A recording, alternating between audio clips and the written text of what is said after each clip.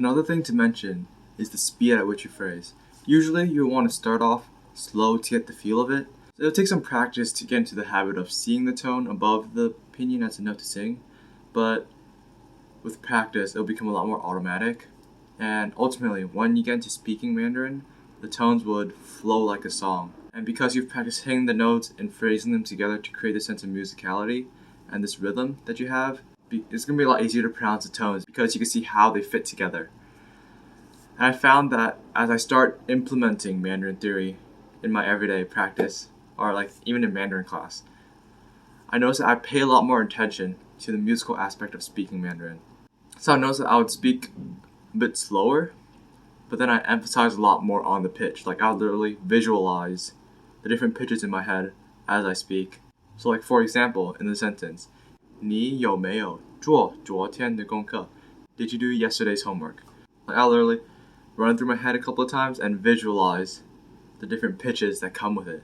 And you just have to train this like musical aspect of Mandarin, because in terms of getting more practice in, I would have this phrasing to it, how I dance between different pitches. So it's kind of just like singing, you know? You're connecting these different notes together and you're creating this song.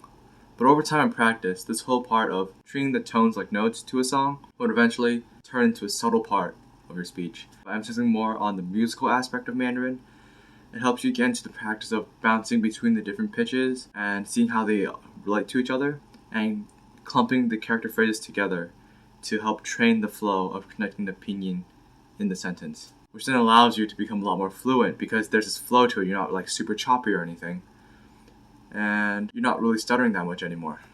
You become a lot more fluent. And what's important is that you start off slow and intentional. Make sure that you're singing the notes instead of just saying them.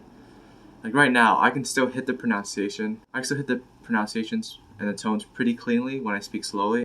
But when I'm like giving a presentation and I start to feel like I'm like rushing and I'm not like that really fluent on the other aspects of Mandarin, like what the characters are and how to like what the actual pinyin is outside of the tone, I would notice that like my tones, they would just start crashing down. Like there's not really that flow in there.